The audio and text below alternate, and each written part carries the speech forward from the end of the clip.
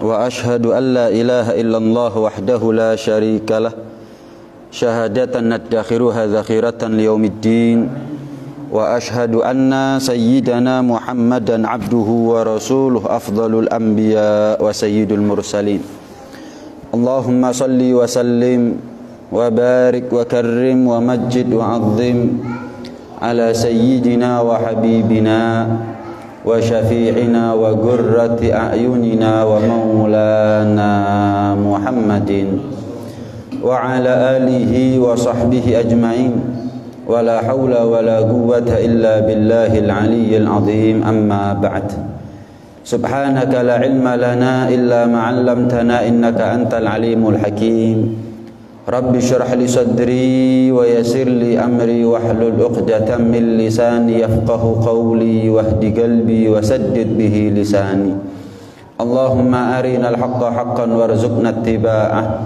وأرنا الباطل باطلا وارزقنا اجتنابه واجعلنا من الذين يستمعون القول فيتبعون أحسنه نويت التعلم والتعليم والتذكر والتذكير والنفع والانتفاع والإفادة والاستفادة والحث على التمسك بكتاب الله وسنة رسوله والدعاء إلى الهدى والدلالة على الخير ابتغاء وجه الله ومرضاته وقربه وثوابه سبحانه وتعالى وصلى الله على سيدنا محمد وعلى آله وصحبه وسلم والحمد لله رب العالمين.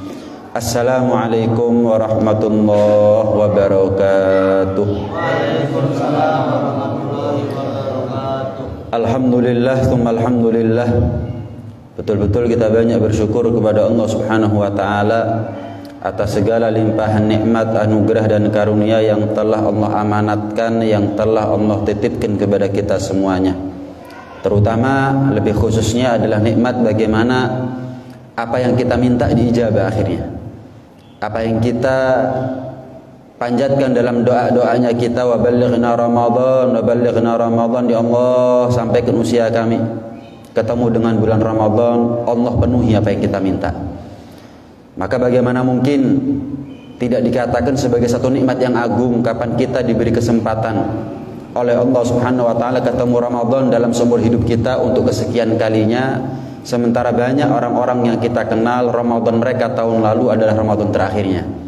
Tapi alhamdulillah Allah masih berkenan, Allah masih sudi untuk memberikan kesempatan kepada kita untuk berjumpa dengan bulan Ramadan yang mudah-mudahan Ramadan ini bukan Ramadan terakhir buat kita semuanya. Mudah-mudahan Ramadan ini menjadi Ramadan terindah, Ramadan yang paling berkesan seumur hidup kita jika memang Ramadan ini adalah Ramadan terakhir buat kita.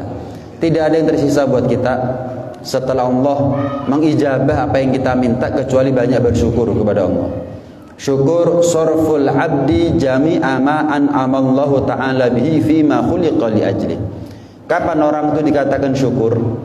Kita itu dikatakan syukur bukan hanya ketika kita bisa mengucapkan alhamdulillah saja. Syukur itu ada syukur bil lisan, syukur dengan lisan, yaitu kalimat alhamdulillah.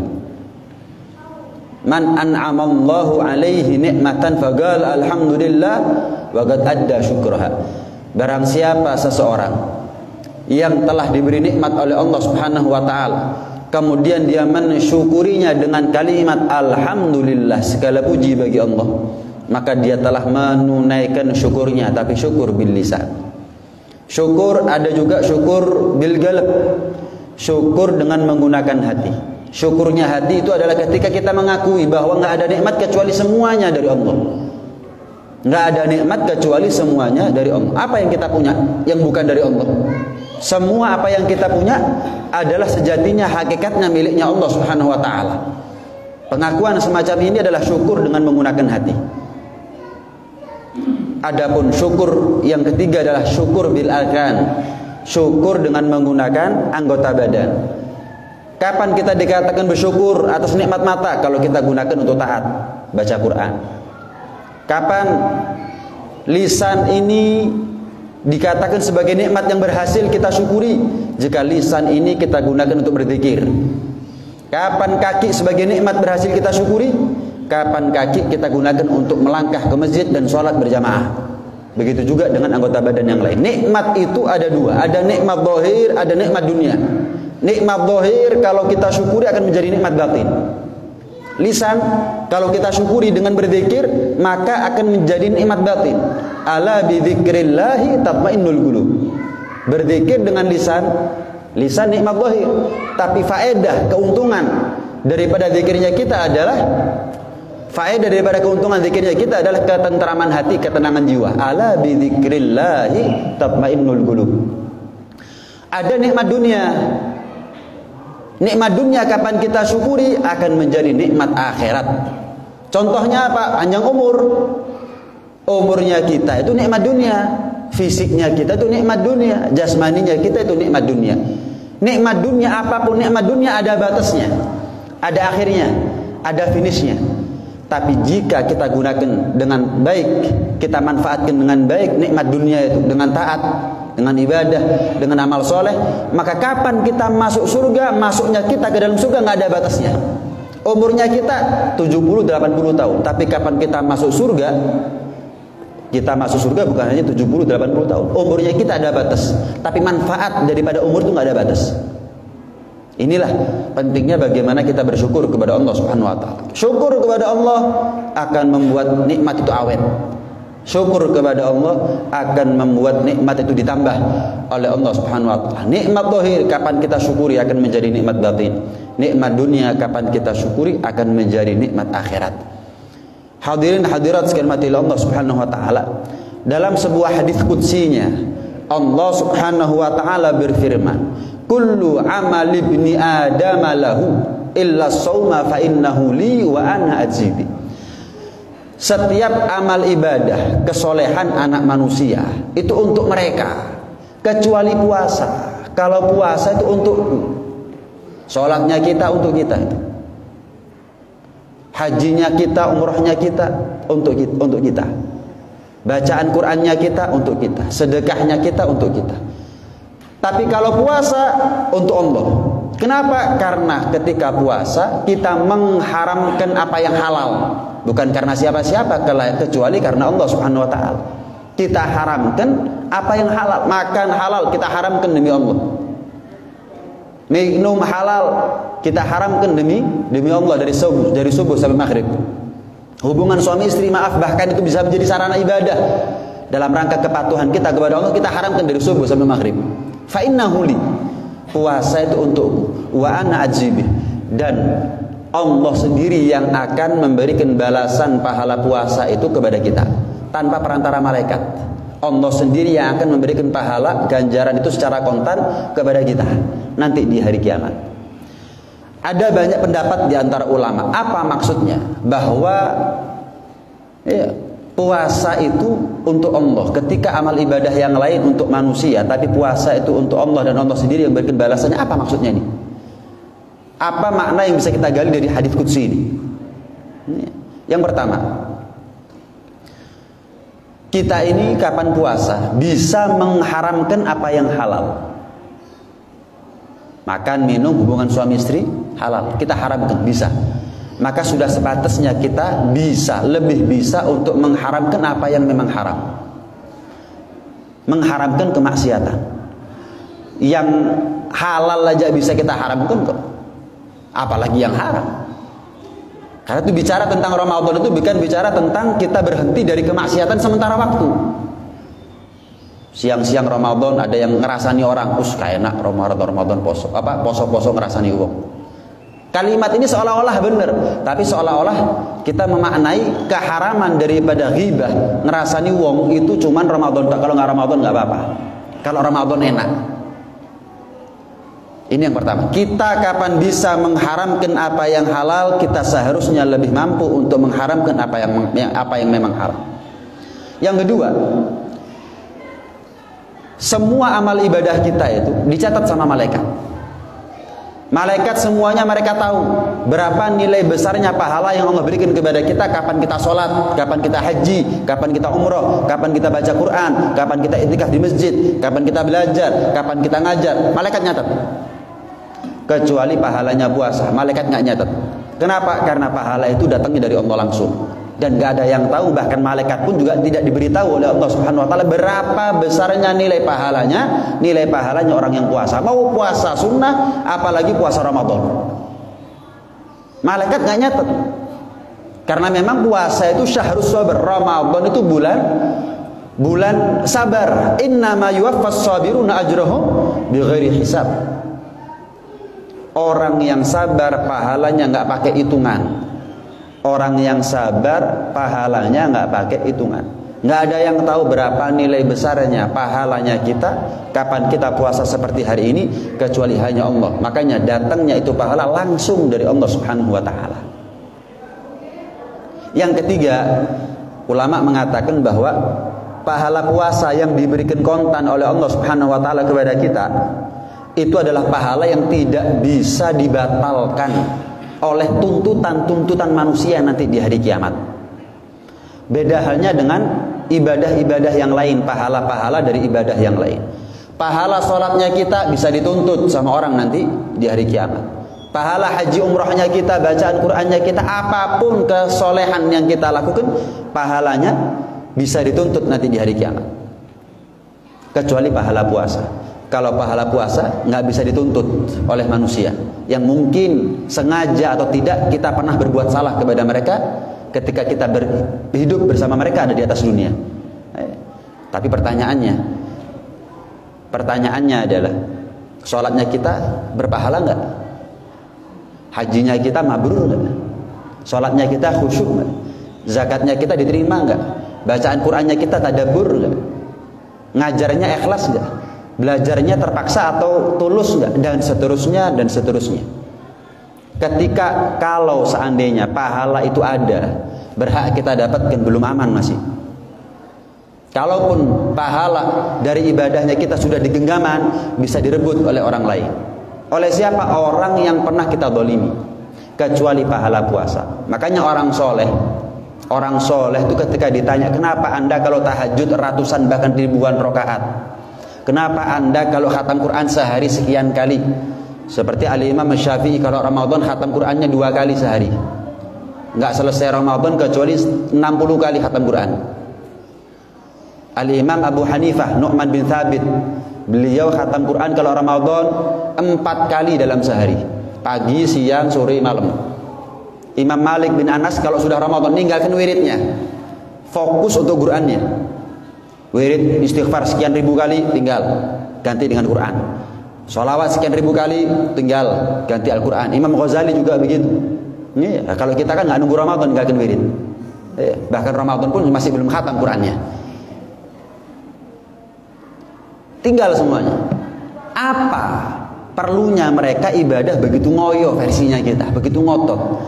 Mereka mengatakan barangkali aku pernah berbuat salah sama orang sehingga pahalaku itu dituntut sama orang. Aku berharap dengan banyaknya pahala dari banyaknya ibadah yang aku lakukan nggak sampai entek. Tuntutan tapi nggak sampai bangkrut. Dari banyak pahala habis pahalanya nggak sampai. Kenapa? Aku banyak celengan, aku banyak tabungan pahala yang sudah aku tanam ketika aku ada di atas dunia, hidup di muka bumi. Lah kalau kita ini sholat ala kadarnya, puasa ala kadarnya, semuanya ala kadarnya, belum tentu berpahala. Dolim sama orang nggak pakai hitungan. Salah sama orang, emosi sama orang, marah sama orang, nggak pakai hitungan. Waliyadzubillah min dzalik, gimana nasibnya kita nanti di akhirat? Makanya Rasulullah sallallahu alaihi wasallam pernah bersabda, "Atadruna manil muflis?" Sahabat-sahabatku, tahu nggak kalian siapa tuh orang yang bangkrut itu? Maka sahabat mengatakan, "Al-muflis fina man la dirham lahu wa la mata'." Ya Rasulullah, orang yang bangkrut itu menurut kami adalah orang yang nggak punya harta dan nggak punya perbendaharaan di dalam rumahnya. Saat tabungan nggak ada, isi dompetnya nggak ada, semuanya nggak ada. Itu orang bangkrut.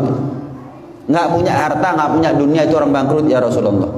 Maka Rasulullah mengatakan, al-muflis min ummati man ya'ti yaumal qiyamah bi sholatin wa siyamin wa zakat. Orang yang bangkrut itu adalah mereka yang datang di antara umatku di hari kiamat dengan pahala sholat, dengan pahala zakat, dengan pahala ibadah-ibadah yang dia kerjakan. Wa ya'ti wa qad syatama hadza wa qadhafa hadza wa akala mala hadza wa safaka dama hadza wa daraba hadza. tapi nanti di hari kiamat datang bertubi-tubi tuntutan kepada dia. Kenapa? Karena dia di masa hidupnya pernah memukul fulan, pernah mencaci fulan, pernah memaki fulan, pernah ngerasani fulan, pernah menumpahkan darahnya fulan, pernah ini, pernah itu. Fayu'ta hadza min hasanatih wa hadza min hasanatih. Maka setiap orang yang menuntutnya, Allah berikan kepada mereka pahalanya. Diganti. Pahalanya, orang yang datang kepada Allah dengan banyak pahala ini mulai terkikis, mulai berkurang. Diberikan kepada orang yang pernah dia zalimi. Fa in faniyat hasanatuh qabla ay yaqdiya ma alaih ukhidha min khotoyahum faturihat alaihi thumma turiha finnar. Kalau sudah habis pahalanya, tapi yang nuntut masih antri, kayak antriannya minyak goreng misalnya, panjang itu. Yang nuntut kita sepanjang itu, pahala kita sudah habis, yang nuntut masih ngantri. Terus gimana? Dosanya orang yang nuntut dilimpahkan kepada kita. Mereka yang nuntut masuk surga, kita yang menjadi terdakwa masuk neraka. Waliyadzubillah. Ini orang yang bangkrut. Dari banyak pahala habis bahkan minus, ganti dengan banyak dosa. Udah selangkah masuk surga malah terseret masuk ke dalam neraka. Waliyadzubillah min dzalik. Di puasa ini, pahala puasa ini adalah termasuk pahala yang menjadi senjata buat kita ketika pahala-pahala kita yang lain dituntut oleh orang. Karena itu pastikan pahala yang kita dapatkan ketika kita puasa itu menjadi pahala yang diterima oleh Allah Subhanahu wa taala. Ibadah yang kita kerjakan menjadi ibadah yang diterima oleh Allah Subhanahu wa taala. Banyak di antara kita yang menganggap bahwa puasa itu yang penting lapar, yang penting haus. Keliru. Kutiba alaikumusiyam kama kutiba alal ladzina min qablikum la'allakum tattaqun. Laparnya kita, hausnya kita, puasa yang kita jalan itu hanya sarana. Itu hanya media, itu hanya fasilitas, itu hanya kendaraan yang punya tujuan. Apa tujuannya? La'allakum tattaqun, agar kita menjadi orang yang bertakwa. Kita ini dari Surabaya mau ke Madura lewat Suramadu. Kita akan sampai ke Madura kalau kita menganggap bahwa Suramadu bukan tujuan, hanya sarana saja, jembatan. Bagaimana mungkin orang dari Surabaya akan sampai ke Madura kalau dia berhenti dan menganggap Suramadu adalah tujuan? Sama, bagaimana mungkin orang yang puasa akan sampai kepada ketakwaan ketika dia menganggap apa yang itu sebagai sarana dianggap sebagai tujuan? Yang penting lapar, yang penting haus, tapi mata kenyang sama kemaksiatan, mulut kenyang sama kemaksiatan. Bagaimana mungkin puasa semacam ini akan membuat kita menjadi orang yang bertakwa setiap ketemu Ramadan, menjadi orang yang lebih bertakwa daripada sebelumnya? Bagaimana mungkin? Minimal buat orang seperti kita, Ramadan tahun ini lebih baik daripada Ramadan tahun lalu. Minimal. Jangan sampai nilainya sama, apalagi lebih buruk. Kalau lebih buruk, iya, apa perlunya kita minta panjang umur ketemu Ramadan kalau begitu? Kalau ternyata kita menyia-nyiakan Ramadan sebagaimana kita sia-siakan Ramadan di tahun yang lalu, apa perlunya? Kita kan minta panjang umur ketemu Ramadan, minta kesempatan. Kita minta panjang umur ketemu Ramadan karena kita berharap dapat rahmat, dapat ampunan, dan mendulang pahala ada di bulan Ramadan. Itu harapan kita. Lah kalau apa yang kita lakukan sepanjang Ramadan ini, tahun ini sama dengan apa yang kita lakukan di Ramadan tahun lalu, ya dari mana? Sebagaimana Ramadan kemarin mungkin kita gagal, ya akhirnya kita gagal lagi. Apa perlunya kita minta panjang umur ketemu Ramadan kalau ternyata rencana kita adalah kegagalan? Apa perlunya? Karena itu pahala puasa betul-betul harus kita jaga. Ya. Jangan kita menganggap bahwa yang penting lapar, yang penting haus. Enggak, itu hanya sarana saja. Tapi tujuannya itu yang menjadi sasaran target buat kita semuanya, yaitu ketakwaan. Ya, yaitu ketakwaan. Bicara tentang Ramadan bukan bicara tentang berhenti dari kemaksiatan untuk sementara waktu. Bicara tentang Ramadan itu adalah bicara tentang kita menjadikan Ramadan sebagai momen untuk tobat dan tidak akan mengulangi kesalahan yang sama seumur hidup. Seumur hidup. Itu adalah tujuannya kita. Itu adalah target atau sasarannya kita. Rasulullah sallallahu alaihi wasallam beliau pernah bersabda begini, "Kam min shaimin laisa lahu min siyamihi illal ju' wal 'atash." Berapa banyak orang itu puasa, tapi nggak dapat apa-apa dari puasanya kecuali hanya pengalaman lapar dan haus. Surga nggak dapat, ampunan nggak dapat, rahmat nggak dapat, pahala nggak dapat. Dia hanya mendapatkan pengalaman pernah lapar, pernah haus. Maaf kalau cuma sekedar nggak makan, maaf sapi juga bisa berhari-hari nggak makan.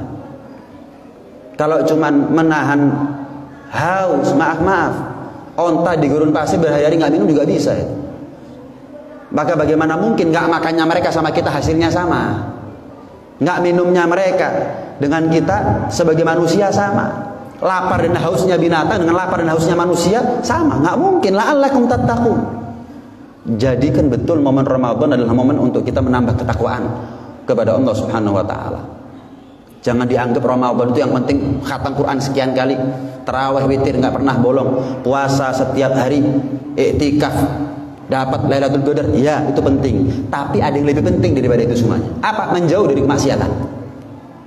Kalau cuma iktikaf di masjid, khatam Quran, puasa, maaf anak kecil juga bisa. Anak kecil juga bisa. Tapi kalau menjauh dari kemaksiatan nggak semua orang bisa. Makanya menjauh dari kemaksiatan itu lebih besar pahalanya daripada melaksanakan ketaatan. Nah, karena itu ada 5 perkara kata Nabi yang bisa membatalkan pahalanya puasa. Apa saja? Di antaranya khamsun yufattirna shaim kata Nabi. 5 perkara yang bisa membatalkan pahalanya puasa. Yang pertama al-kadzib, perbuatan dusta, berbohong. Al-kadzib unaqidun lil iman. Orang yang sering berdusta itu akan mengikis keimanannya. Orang yang berdusta, orang yang sering berbohong itu akan memperbesar resiko dia kehilangan iman. Innama yaftaril kadziba alladzina la yu'minuna biayatillah. Orang yang suka berbohong itu adalah orang yang tidak beriman atau tidak sempurna keimanannya kepada Allah Subhanahu wa taala. Dalam ayat yang lain Allah berfirman, "Fanaj'al la'natallahi 'alal kadzibin." Kami Allah akan melaknat dan mengutuk atas orang-orang yang suka berbuat bohong atau berbuat dusta. Dipastikan betul. Ramadan enggak Ramadan sih. Pastikan betul kita ini tidak terucap dari lisan kita kecuali perkataan-perkataan yang baik dan perkataan-perkataan yang jujur. Syekh Abdul Qadir Jailani menjadi Syekh Abdul Qadir Al-Jailani yang kita kenal, yang ditawasuli namanya, yang dibaca manaqibnya, yang dihauli peringatan wafatnya, menjadi Syekh Abdul Qadir Jailani yang sebagaimana kita kenal karena beliau membangun pondasi magamnya, kewilayahannya, kewaliannya dari magam jujur, dari magam sidik. Beliau mengatakan begini, beliau mengatakan Syekh Abdul Qadir Jailani, banaitu amri ala sidik. Aku ini membangun makom kewilayahan, membangun makom kewalianku sampai aku menjadi seperti ini dengan pondasi sidik, dengan pondasi jujur. Beliau menceritakan bahwa ketika aku berangkat dari Mekah menuju Baghdad untuk belajar menuntut ilmu agama, aku pamitan kepada ibuku. Dan aku direstui, diizinkan oleh ibuku untuk menuntut ilmu agama dari Mekah ke Baghdad. Saat itu nggak ada pesawat, nggak ada HP, hilang dari pandangan mata, hilang udah, nggak tahu udah nasibnya gimana nggak tahu. Kalau sekarang tangis-tangisan pagi malam udah video call. Ini, kalau dulu hilang dari pandangan mata, wis kayak tok karu, selamat nggak tahu, berhasil nggak berhasil, sampai tujuan atau nggak tahu sudah. Sehari dulu, bayangkan perpisahan antara ibu sama anak itu. Dari Mekah ke Baghdad berangkat pamitan sama ibunya ngasih izin sambil menitipkan kepada beliau Syekh Abdul Qadir Jailani uang 40 dirham, 40 dinar, 40 keping emas, 40 dinar sebagai sangu. Kemudian uang 40 dinar itu ditaruh di bawah ketiak oleh ibu Syekh Abdul Qadir Jailani. Jadi baju itu dikasih kantong rahasia di bawah ketiak. Biasanya orang kalau digeledah kan begini. Iya, ketika digeledah mungkin kantongnya yang biasa, nggak tahu ada kantong rahasia di sini. Walhasil taruh di situ. Tapi pesen ibu Syekh Abdul Qadir Jailani ini pesen, nak, kalau kepingin ilmu kamu manfaat, jadi anak yang jujur. Mulai sesuatu itu dengan kejujuran. Kalau sudah kamu memulai sesuatu dengan kebohongan, satu perbuatan yang dusta, sudah salah langkah kamu. Salah langkah, nggak akan sampai kepada tujuan yang hakiki kamu. Mulailah kamu dengan kejujuran. Ya Bu, berangkat bareng sama rombongan.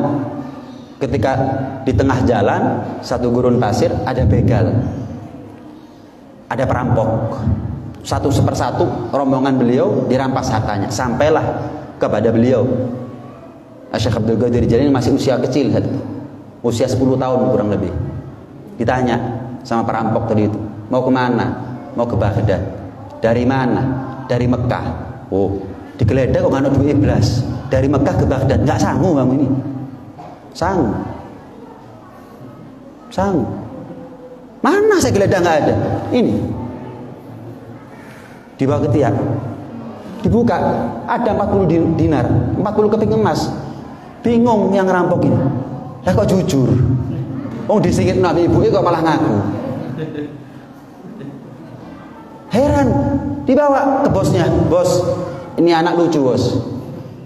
Ibunya belan-belanin jahitkan, dibawa ke tiaknya kantong rahasia, uang 40 dinar, dia mau melakukan perjalanan dari Makkah ke Baghdad untuk menuntut ilmu agama. Lah kok saya tanya, saya geledah nggak ada, nggak sanggup, mana ini? Jujur, Bos.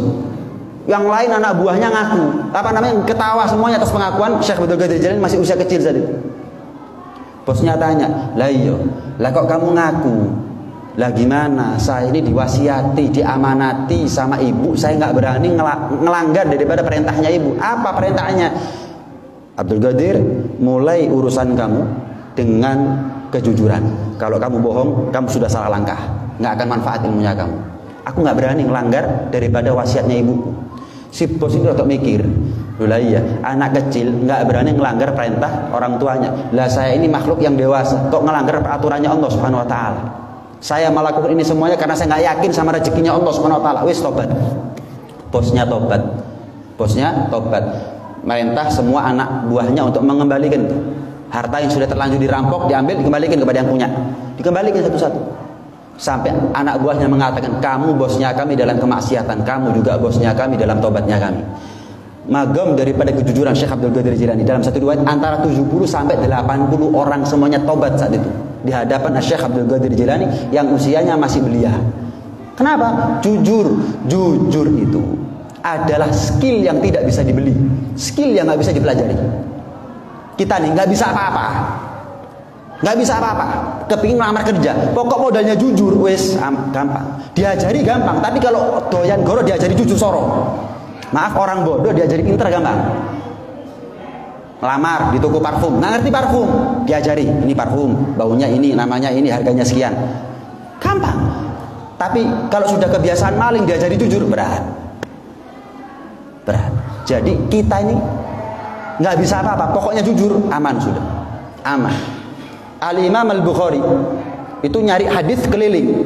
Ya, ketika sampai dapat kabar dari beliau, ya sampai kabar kepada beliau ada seseorang yang memiliki hadis sanadnya sambung sampai kepada Rasulullah sallallahu alaihi wasallam, sambung kepada Rasulullah. Maka beliau menghampirinya. Ketika dilihat oleh Imam Bukhari dari kejauhan, ternyata orang tersebut sedang markir kudanya. Nggak lama kemudian kudanya kabur. Karena kabur, maka surbannya itu dihamparkan seperti ngiming-ngimingi mau ngasih sesuatu gitu. Makanya kudanya tuh balik. Dilihat ternyata isi surbannya kosong. Dipikir mau ngasih makan. Diparani sama Imam Bukhari, parani. Betul kamu namanya fulan bin fulan bin fulan. Iya. Betul kamu yang dapat hadis daripada fulan sampai kepada Rasulullah. Iya betul. Saya nggak jadi ambil hadis dari kamu. Lu siapa memangnya kamu? Saya Bukhari. Saya Muhammad bin Ismail bin Ibrahim Al-Bukhari. Saya Bukhari. Saya nggak mau ngambil hadis dari kamu. Lu kenapa memangnya? Saya nggak mau ngambil hadis dari orang yang bohong walaupun terhadap binatang. Jadi makanya kata Imam Bukhari kalau ngambil hadis sahihnya luar biasa sudah. Kenapa? Goro nang kewan gak akan berjogo hadisnya. Orang nggak punya adab, nggak diambil hadisnya, nggak dipercaya begitu. Kalau kita lebih parah daripada itu, bukan bohong kepada binatang. Bohong kepada manusia, bahkan ngajari anaknya bohong. Ngajari anaknya bohong. Ada orang tuanya bilang nggak ada. Ngajari anaknya bohong. Aliyadzubillah min dzalik. Engko lek gede ngamuk bapak ibu gorodok kon. Lho, lek ngajari dulu siapa? Coba anaknya rodok ngomong, kan bapak yang ngajari, kan ibu yang ngajari. Ingat bapak waktu ada tamu dibilang nggak ada dulu. Ya ini hasilnya sudah. Kita ini ngajari tapi lali. Ngajari elek tapi lali. Kapan ngajari apik dieling-eling. Ngajari apik dieling-eling nggak ada masalah. Tapi yang nggak baik adalah ketika kita ngajari elek dilalekno. Oh iya ya gara-gara kuwi sana sini. Pernah diceritakan ada seorang sahabat namanya Abdullah bin Amir. Abdullah bin Amir ini masih kecil. Datang Rasulullah SAW ke rumahnya Abdullah bin Amir. Saat itu Abdullah bin Amir yang masih kecil main-main. Maka ibunya mengatakan, Abdullah ada Rasulullah. Namanya anak-anak, lagi asyik main, suruh pulang nggak mau. Maka ibunya ngiming-ngiming, Abdullah pulang. Saya kasih sesuatu nanti sama kamu. Pulang. Didekati sama Rasulullah. Ibunya Abdullah, kamu bilang sama Abdullah suruh pulang. Kamu janji mau ngasih sesuatu kepada dia. Memangnya apa yang mau kasih, yang mau kamu kasih sama dia? Ini ya Rasul. Dikeluarkan dari kantongnya tamar, kurma ya Rasul. Untung. Coba enggak udah dicatat sama malaikat sebelah kiri goro. Bohong. Untung kamu betul-betul mau ngasih kurma. Kalau enggak udah dicatat sebagai satu kebohongan, satu kedustaan kepada anaknya kamu. Kepada anaknya kamu. Enggak boleh bohong kecuali dalam 3 hal. Yang pertama perang. Strategi. Ya, kalau perang jujur ya bunuh diri itu namanya. Yang kedua adalah dalam rangka islah bainan nas, mendamaikan 2 orang atau 2 kelompok yang berseteru. Sebetulnya fulan itu mau minta maaf sama kamu. Cuman dia takut nanti kalau datang ke sini minta maaf sama kamu usir. Dia ngomong sama padahal enggak. Ngomong sama saya padahal enggak. Dia mau minta maaf. Kira-kira kalau dia datang ke sini kamu bukakan pintu enggak? Saya bukakan pintu kalau dia minta maaf. Kita datang ke orang satunya. Sebetulnya fulan itu kalau kamu datang ke rumahnya dia ngasih maaf. Cuman kamu enggak datang sih ke rumahnya dia. Wih salah ngalah. Padahal enggak. Kan tipu dayanya dia. Jadi damai. Yang ketiga adalah suami bohong kepada istri dalam rangka rayuan, atau istri bohong kepada suami dalam rangka rayuan. Contoh, suami bohong sama istrinya, makanan, bikin kopi keliru ngasih garam. Gimana mas? Enak. Manis mas? Manis, alhamdulillah. Paham ya? Itu nggak ada masalah. Atau istri bohong kepada suami dalam rangka rayuan ya, bukan terus jadi halal semuanya nih bohong ntar lagi suami sama istri. Akhirnya dibangun rumah tangga saling bohong, saling menipu, itu semua lain nanti.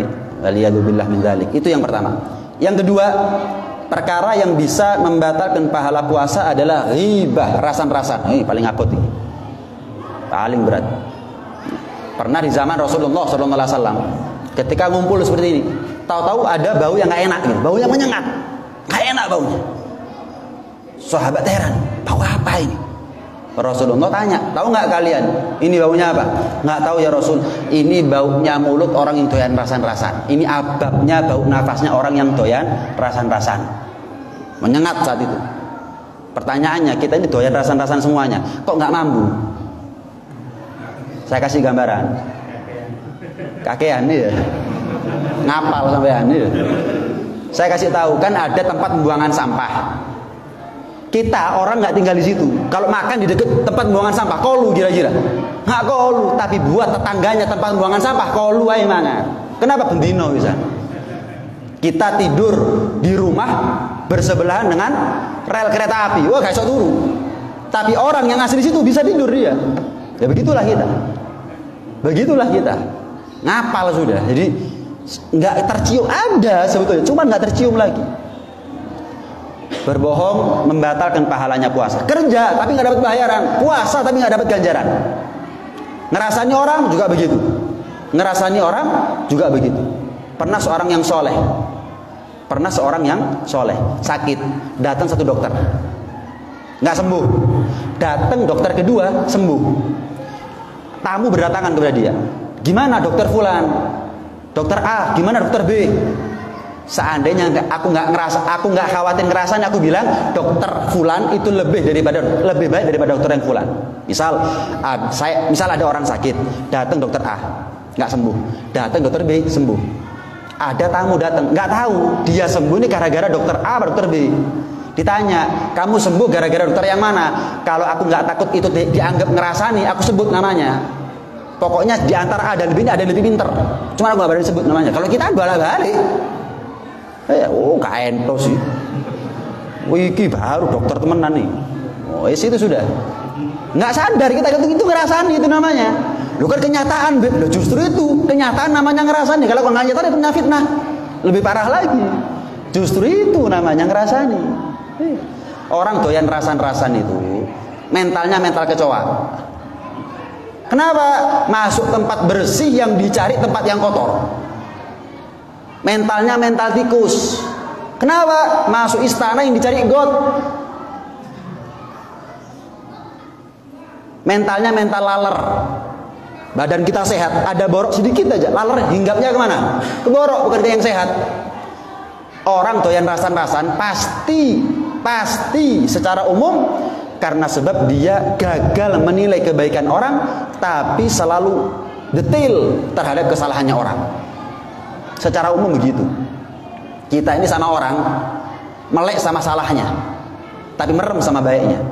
Kita sama diri kita sendiri, merem sama salahnya, melek sama baiknya kita. Harusnya seburuk-buruknya orang ada baiknya, sebaik-baiknya kita ada buruknya. Kalau kita punya kacamata seperti itu enak. Elek-elek wong ana api aku ana elek. Otomatis kita nggak peduli sama salahnya orang, kita peduli sama salahnya kita. Kita peduli sama baiknya orang. Kenapa? Mungkin baiknya orang belum tentu kita berhasil melakukan. Orang kalau ngerasani sing delok elek wong, mentalnya mental kecoa. Baik, tapi yang dicari adalah jeleknya. Ada yang bisa disebut dari kebaikan dia yang dipuji, tapi yang kita sebut adalah kejelekannya dia, aibnya dia. Pernah ada dua wanita hidup di zaman Rasulullah SAW. Lapar sangat, haus yang sangat. Sementara buka puasa maghrib masih lama. Akhirnya punya budak. Budaknya diminta, budak coba kamu tanya sama Rasulullah. Kita nih udah nggak kuat nahan lapar, nggak kuat haus. Ini kalau terus-terusan sakit mati nanti. Bisa sakit, bisa mati. Boleh nggak kami batalkan puasa nanti kami qadha di luar Ramadan? Budak ini datang kepada Rasulullah. Ya Rasulullah, dua wanita. Mereka semuanya sudah nggak betah sama laparnya sama hausnya. Mereka merasa kalau diteruskan ini puasa bisa sakit, terancam nyawanya mereka, kesehatan mereka, keselamatan mereka. Boleh nggak mereka batalkan puasanya? Dalam satu riwayat nggak direken sama Nabi pertamanya. Tanya sampai 3 kali ini budak baru direken sama Nabi. Bawa sama Nabi ke rumahnya Rasulullah. Dari rumahnya Rasulullah dibawakan satu kayak baskom gitu loh. Udah bilang sama kedua tuannya kamu, dua wanita tadi itu, suruh ngelihat isinya baskom ini. Bingung antara pertanyaan sama jawaban kok kayak nggak nyambung gitu. Cuman kan Rasulullah ini nggak mungkin nggak paham. Cerdas-cerdasnya orang itu Rasulullah. Pulang, Tuan, Anda berdua, kata Rasulullah, disuruh ngelihat isinya baskom. Maksudnya gimana? Saya juga nggak tahu. Pokoknya Anda berdua disuruh lihat isinya. Orang pertama ngelihat isinya baskom, muntah. Muntahnya muntah darah, muntah nanah, muntah daging. Orang kedua juga begitu, muntah darah, muntah nanah, muntah daging. Muntah darah, muntah nanah, muntah daging. Heran. Tanya ini budak kepada Rasulullah. Ya Rasulullah, ceritanya begini. Bilang ya, mereka sudah mengharamkan apa yang halal, tapi mereka berbuka dengan apa yang haram. Mereka sudah puasa dari apa yang halal, tapi sayangnya mereka berbuka puasa dengan apa yang haram. Mereka sudah makan daging daripada bangkai saudaranya sendiri. Makanya mereka muntah darah, muntah nanah, muntah daging yang busuk. Wala yaghtab ba'dukum ba'da ayuhibbu ahadukum ayyakula lahma akhihi maitan fakarihtum. Jangan doyan ngerasani membicarakan aib orang satu sama lain. Kita ini nggak ditanya dosanya orang, kita ditanya dosanya kita sendiri. Apakah kalian mau, kata Allah dalam Al-Quran, memakan daging bangkai saudara kalian sendiri? Kalau nggak mau, ya jangan mau ngerasani. Kalau nggak mau dianggap sebagai mentalnya mental kecoa, mentalnya mental tikus, mentalnya mental laler, jangan suka memandang aibnya orang dan membicarakan aibnya orang. Apalagi mencari-cari kesalahan dan aibnya orang lain. Nah, kemudian yang ketiga adalah namam. Namam itu adalah adu domba. Adu domba. Pernah Nabi Musa alaihissalam, Nabi Musa alaihissalam keluar 3 hari untuk sholat istisqa. Lama paceklik nggak turun hujan, kemarau panjang. Keluar 3 hari, sekelas Nabi Musa 3 hari sholat istisqa nggak turun hujan. Hebat, heran nih Nabi Musa alaihissalam. Maka Allah mengatakan inna fikum rajulan namama fala astajib lakum wa huwa fikum. Maka Allah mengatakan kepada Nabi Musa, Musa, ada di antara kalian ini seorang laki-laki yang suka adu domba, paling nggak senang lihat orang akor, paling senang, apalagi zaman sekarang ya medsos, makanya sok comelo-melo, jangan ikut-ikut sudah. Kita ini nggak tahu permainan yang di atas, ini permainan semuanya, sekarang kan, mending karu, kadrun, cebong, aduh, kita nggak tahu, kita ini jangan-jangan jadi korban gitu loh, kita ini jangan-jangan jadi korban, nggak tahu permainan atas itu, mending main aman sudah, apalagi puasa-puasa begini, baca Quran, jangan baca HP. Baca Quran aman daripada ikut-ikut tapi kita cuma jadi korban, cuma dimanfaatkan dan kita nggak tahu apa-apa, rumul penjara, nggak tahu apa-apa kita itu. Mending diem. Jangan-jangan kita ini sudah adu-adu tapi kita nggak tahu kalau itu adalah adu-adu. Kita sudah melakukan satu perbuatan namimah, adu domba, tanpa kita sadari, itu bahaya. Salah nggak sadar kalau salah itu bahaya. Nyasar tapi nggak sadar kalau nyasar, tersesat kalau nggak sadar dia tersesat, bahaya. Salah kalau dia sadar itu salah gampang, tapi kalau enggak bahaya. Ada di antara kalian, itu kata Allah kepada Nabi Musa, orang yang sukanya adu-adu. Aku nggak ijabah doanya kalian, walaupun doanya kamu wahai Musa. Nabi Musa tanya, kalau begitu ya Allah, siapa orang itu biar aku usir, biar doaku engkau ijabah. Musa, aku ini melarang adu-adu. Lah kok aku sebut namanya, kan adu-adu namanya. Kamu usir, kamu musuh sama dia, kamu pegel sama dia, adu-adu namanya. Udah gini Musa, suruh mereka tobat, gitu aja sudah selesai. Suruh mereka tobat. Nah, akhirnya Nabi Musa bilang, Allah ngasih tahu kepada saya, ada di antara kalian yang suka adu-adu. Allah nggak kasih sebut namanya siapa, karena Allah nggak adu-adu. Udah gini aja, biar doa kita dijabah oleh Allah, turun hujan segera, ayo tobat semuanya. Yang suka adu-adu tobat, yang suka ini tobat, yang suka itu tobat semuanya. Nggak lama turun hujan. Jadi kemaksiatan itu adalah menjadi sebab tertolaknya bala. Mana zala bala illa bidzam. Tidak turun satu bala kecuali disebabkan oleh dosa pertama kalinya. Wa ma rufi illa bitaubah. Dan tidak diangkat kecuali sebabnya adalah taubat. Kecuali sebabnya adalah taubat. Iya. Pernah diceritakan ada seorang budak. Ada seorang budak. Budak ini kalau secara fisik dijual harganya mahal, cuma dijual murah, diobral. Ada pembeli rodok medit. Kita tanya, ini harganya budak kan seharusnya mahal, kok murah? Saya tertarik. Iya, kalau secara fisik sempurna, nggak ada aib, nggak ada cacat, cuman mulut ini loh. Dia ini mulutnya ini nggak bisa dijaga, senengannya adu-adu. Makanya saya jual murah karena itu adalah aib yang paling berat, aib yang paling parah. Yang beli medit sebetulnya murah, masalah adu-adu kok sih, mungkin bisa dinasehati, bisa diatur lah. Udah dibawa pulang. Sehari 2 hari, kerjaan beres, merasa beruntung nih yang beli, untung, nasib baik memang. Budak mestinya harga mahal, saya beli harga murah, nggak ada apa-apa kok, mulutnya aman kok. Singkat cerita, si suami pergi kerja pagi sampai sore. Si budak mulai mempengaruhi pikirannya ibu. Bu, kalau saya ngelihat gelagat bu ya, namanya saya ini walaupun budak tapi kan laki-laki, bapak juga laki-laki. Saya kalau melihat gelagatnya bapak ini, kayaknya serong, suka sama perempuan lain. Ngawur kamu. Ibu ini menikah sama bapak puluhan belasan tahun, kamu kerja di sini hitungan hari kok lebih tahu daripada ibu. Gini loh bu, anggap omongan saya ini bohong. Tapi mau nggak bapak semakin cinta sama ibu? Kalau keluar bingung pulang, mau nggak? Ya mau. Nah, gampang. Nanti malam potong beberapa helai rambutnya bapak. Nanti saya kasih mantra-mantra, mantra-mantra Mandalika. Insya Allah udah terus malah. Saya kasih mantra-mantra, ibu semakin dicintai sama bapak. Pikirnya si ibu karena rugi nih. Anggaplah mamanya bohong, masalah bapak main serong, gorok, tapi bapak tambah cinta. Wah, ini menguntungkan ini. Ya wis. Sore pulang si bapak. Sore pulang.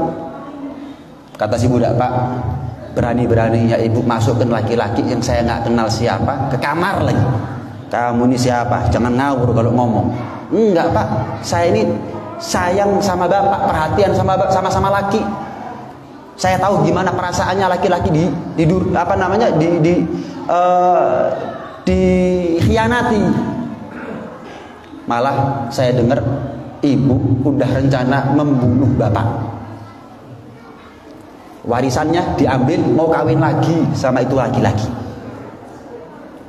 Kalau bapak nggak percaya, nanti pura-pura tidur sampai yang delok. Ibu nanti bawa apa?" Bener, pura-pura tidur. Percaya gak percaya, pura-pura tidur wis. Ibu, si istri masuk kamar, ngendap-ngendap. Bingung suaminya, mulai kapan istri saya masuk kamar saya ngendap-ngendap, ini mulai kapan? Kok singitan, kok dengarin, tambah deket, kelihatan gunting. Temenan nih. Kata si suami, temenan. Omongannya budak ini bener berarti. Mau bunuh saya nih istri saya, mau menguasai harta warisan saya, kemudian dia menikah gitu saja. Singkat cerita, si suami membunuh istri,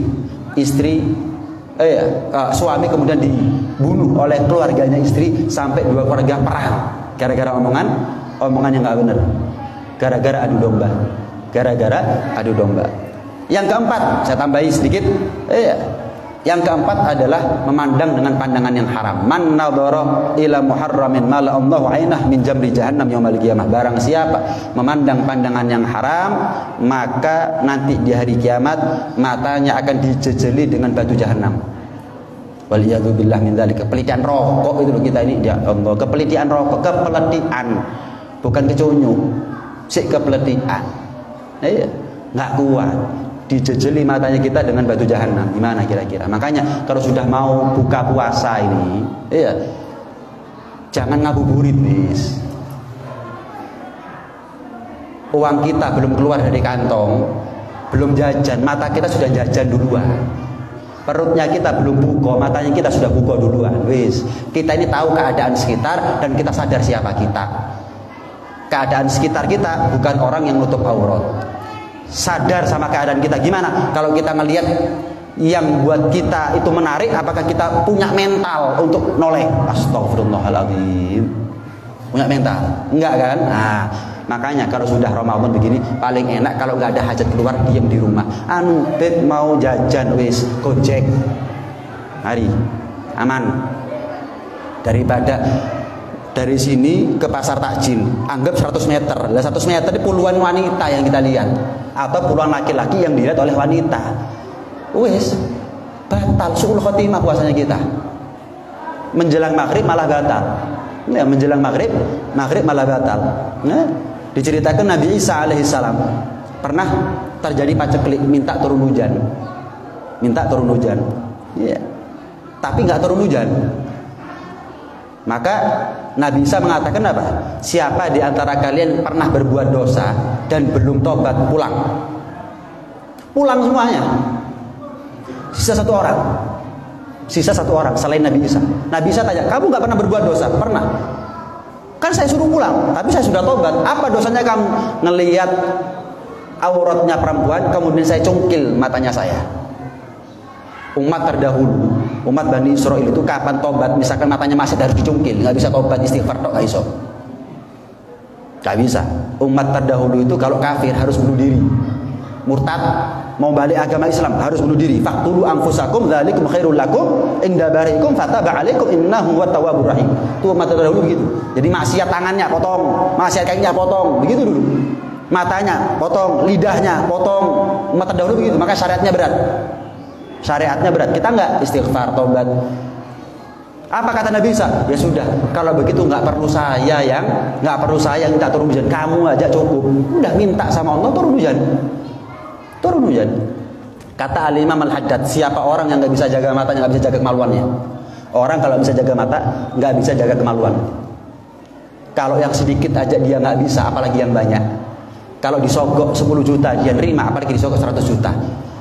Maksiat yang sedikit itu menarik daripada kemaksiatan lebih besar. Orang itu zina dari pandangan. Iya, sering nonton video porno akhirnya zina. Memperkosa sering kita saksikan. Apa alasannya? Karena sering nggak kuat nahan nafsu, karena sering melihat video porno. Bahkan mayit sudah jenazah sih diperkosa. Kadang nenek-nenek masih diperkosa, kadang anak kecil ya diperkosa. Gara-gara apa? Gara-gara nggak bisa jaga matanya. Nih, gara-gara nggak bisa jaga matanya. Oh, ini paling bahaya ini matanya. Yang terakhir adalah syahadatuz zur, yaitu adalah kesaksian palsu. Kesaksian palsu. Jangan suka main sumpah. Jangan suka main sumpah, walaupun benar. Jangan suka main sumpah. Demi Allah saya kulaknya sekian, nggak perlu demi Allah, untungnya biro. Apalagi palsu. Pernah ada cerita, seorang suami jualan kain, ngomong sama istrinya, istriku ini kain bagus, ini saya kulak harga 100.000 per meter misalkan. Kamu tawar, saya jual harga 150. Kamu tawar harga 140. Loh mas, saya nggak mau beli. Wis salah, tawon naik. Pokoknya tawar aja dulu. Loh mas, saya kan nggak mau beli. Ya, paham, nggak tuh aku gak katain nukon. Cuman tawar aja sudah. Mas, ini saya tawar harga 140.000 ya. Wis gak iso. Wis dibawa ke pasar. Jual. Narik, bagus nih kainnya. Ada pembeli. Berapa ini pak? Ini harganya 150. Larang ya pak. Ya ditawar boleh. Saya tawar ya, monggo. 125 boleh. Demi Allah. Tadi ada yang nawar 140 nggak saya kasih tadi. Bikin ngakali sumpah namanya. Demi Allah. Tadi ada yang nawar 140 nggak saya kasih. Kamu nawar 125. Siapa yang nawar? Bojone Dewi. Skenario-nya, sutradaranya dia.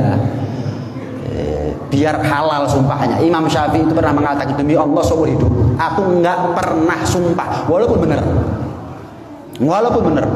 Ya kalau kita ini makanya jadi orang jujur biar gak gampang main sumpah. Orang kalau doyan goro terpaksa sumpah untuk biar orang percaya kalau dia jujur. Apalagi zaman sekarang masih sumpah gak jadi percaya kadang-kadang. Koruptor sumpah Al-Quran semuanya itu. Sumpah Al-Quran semuanya koruptor itu. Subhanallah. Korupsi bukan bohong sama kita itu, bohongnya sama Allah. Jual Al-Quran, jual namanya Allah Subhanahu wa taala. Itu ya bohong, ngerasani orang, kemudian adu domba, sumpah palsu, dan memandang dengan pandangan syahwat. Itu 5 perkara yang membatalkan pahala puasanya kita. Ini yang menyebabkan kita puasa tapi kita nggak dapat pahala, puasa tapi nggak dapat rahmat, puasa tapi nggak dapat ampunan, kerja tapi nggak dapat bayaran, puasa nggak dapat ganjaran. Karena itu kalau kita serius ingin dapat, nggak semua orang ketemu Ramadan ketemu rahmat. Kalau kita serius ketemu Ramadan ketemu rahmat, maka pastikan kita jauh dari 5 perkara ini dan jauh daripada kemaksiatan yang lain. Ini menjauhkannya diri kita daripada 5 perkara lebih baik daripada khatam Quran berkali-kali, daripada maleman berjam-jam, daripada etikaf di masjid 70 masjid kalau perlu. Ini lebih penting. Ini lebih penting. Bukan saya mengatakan nggak usah maleman, enggak, bukan. Cuman kadang-kadang kita ini teledor sama apa yang lebih penting. Sebagai penutup, Imam Sufyan Ats-Tsauri pernah ditanya sama satu orang, Imam Sufyan Ats-Tsauri, saya mau tanya, fadilahnya orang sholat di shaf pertama apa ya? Mungkin Imam Sufyan Ats-Tsauri mengatakan pernah tahu ini orang suka makan yang haram. Dikatakan nggak usah bingung kamu sholat di shaf keberapa, kamu makan yang halal itu lebih penting. Kita kan bingung sama ibadah tapi nggak bingung sama maksiatnya kita. Kamu sholat di shaf terakhir tapi kamu jaga makanan halal itu lebih penting daripada kamu sholat shaf pertama tapi makan haram. Kadang-kadang teledor kita ini. Oh, Ramadan puasa, khatam Quran, iktikaf, maleman, sedekah. Iya, tapi ada yang lebih penting daripada itu. Nih, kenapa kalau yang lebih penting lebih besar pahalanya? Kenapa kalau lebih besar pahalanya lebih berat? Puasa bisa kita, tapi puasa ngerasani wong gak iso. Iya. Ini lebih berat. Karena lebih berat, makanya lebih besar pahalanya. Karena lebih besar pahalanya, ini lebih penting. Ini lebih penting. Karena itu, hadirin hadirat sekalian mati Allah Subhanahu wa taala, mudah-mudahan Ramadan tidak menjadi saksi akan keburukan kita, tapi mudah-mudahan Ramadan menjadi saksi akan kebaikan kita, dan mudah-mudahan kelak di hari kiamat Ramadan demi Ramadan yang kita jalani menjadi syafaat, bisa memberikan syafaat dan pertolongan buat kita nanti di hari kiamat masuk surganya Allah bersama Rasulullah sallallahu alaihi wasallam. Amin Allahumma amin. Amin ya rabbal alamin. Saya dikte untuk baca mungkin 3 menit lagi azan. Saya dikte bacaan satu doa. Ya azim anta ilahi la ilaha ghairuk ighfir li dzambal azim fa innahu la yaghfiru dzambal alal azim illa al azim. Ini bacaan kalau menjelang berbuka puasa dibaca. Kharaja min dzunubih ka yaumi waladatuhu ummuh. Kita mentas dari dosa sebagaimana anak bayi mentas dari rahim ibunya. Dan ini bacaan adalah yuhibbuhallah wa rasuluh. Ini bacaan dicintai sama Allah, dicintai sama Rasulullah. Dan ini bacaan yasluh amru dunya wal akhirah, akan menjadi baik urusan dunianya kita, akan menjadi baik urusan akhiratnya kita. Saya dikti. Ya azim ya azim. Anta ilahi la ilaha ghairuk ighfirli adzambal azim fa innahu la yaghfiru adzambal azim illa al-azim. Ashhadu an la ilaha illallah astaghfirullah nas'aluka al-jannata wa na'udzu bika minan nar. Ashhadu an la ilaha illallah astaghfirullah nas'aluka al-jannata wa na'udzu bika minan nar. Ashhadu an la ilaha illallah astaghfirullah nas'aluka al-jannata wa na'udzu bika minan nar. Allahumma innaka afuwun karim tuhibbul afwa fa'fu anna. Allahumma innaka afuwun karim tuhibbul afwa fa'fu anna. Allahumma innaka afuwun karim tuhibbul afwa fa'fu anna ya karim. Rabbana anfa'na bima 'allamtana rabbi 'allimna alladhi yanfa'una rabbi faqihna wa faqih lana wa gharabatin lana fi dinina mahal kutri untha wa dzakar rabbi wafiqna wa fiqhum lima tartadi qawlan wa fi'lan karama wa rizqil kulla halalan daima wa akhilla atqiya ulama nahdha bil khair fa kulla syar rabbana aslih lana kulla syu'un wa agirra bir ridha minkal uyun waqdi ana rabbana kulla duyun qabla an ta'tiyana rusulan manun waghfir wastur anta akramu man satar wa salatullahi taqshal mustafa man ila al haqi da'ana wal wafa bi كتاب فيه للناس الشفاء وعلى الآل الكرام الشرفاء وعلى الصحب مصابيح الغرر. اللهم اهدنا بهداك واجعلنا ممن نسارع في رضاك ولا تولنا وليا سواك ولا تجعلنا ممن خالف أمرك وعصاك وحسبنا الله ونعم الوكيل ولا حول ولا قوة إلا بالله العلي العظيم. وصلى الله على سيدنا محمد وعلى آله وصحبه وسلم والحمد لله رب العالمين. الفاتحة.